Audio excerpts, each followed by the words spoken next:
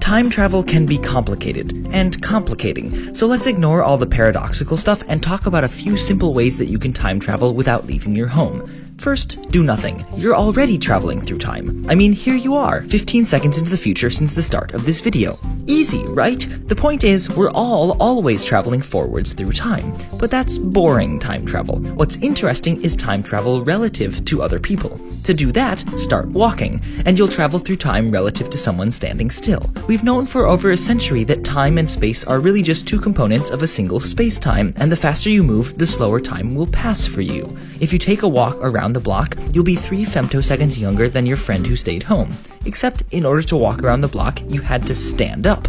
You're now further from the Earth, and so gravity is a tiny bit weaker for you, which means you're traveling through time relative to your friend who's sitting down. That's right, more gravity makes time slow down too. If you stand up for a minute, your feet will age 10 femtoseconds less than your head. On the other hand, GPS satellites high in orbit experience less of Earth's gravity and thus travel noticeably faster through time than we do, which is why their clocks are calibrated to run slow. But maybe you want to time travel more than a few femtoseconds. Get ready for your head to start spinning. I mean, the universe. Because if the whole universe were spinning really fast, general relativity predicts there would be time loops all over the place. Moving along one of these loops, you'd always feel like you were moving forwards in time, but overall you'd loop around and travel back to a time and place in your own past. It's a little like how you can keep moving forwards on the Earth, but Earth's curvature brings you back to where you started. Unfortunately, our universe isn't spinning. Maybe it would be easier to build an infinitely long, super dense spinning cylinder, which would also curve space-time enough to create a time loop. The problem, of course, is how do you build something that's infinite in size? Maybe you could just make it really, really big? No. If you tried to squeeze this time machine into finite space, you'd need negative energy, something nobody knows how to create, to make it work. Otherwise, you'd end up with a black hole.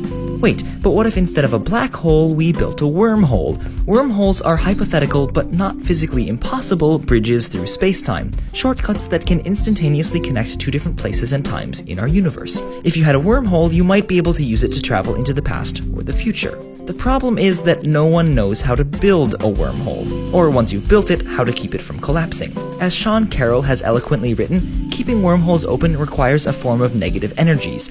Nobody knows how to make negative energies, although they occasionally slap the name exotic matter on the concept and pretend it might exist. Well, that's too bad, but as a consolation, welcome to the future. Almost 3 minutes have passed since the beginning of this video, and we now have personal jetpacks. I'd like to thank Atish Bhatia of the blog Empirical Zeal for helping me write this video, and also Volkswagen, who want you to know they're doing their best to slow down time by offering no-charge scheduled maintenance for the first 2 years or 24,000 miles on every new car. Time slows down when you're moving, so driving 24,000 miles will keep your car 5 nanoseconds younger.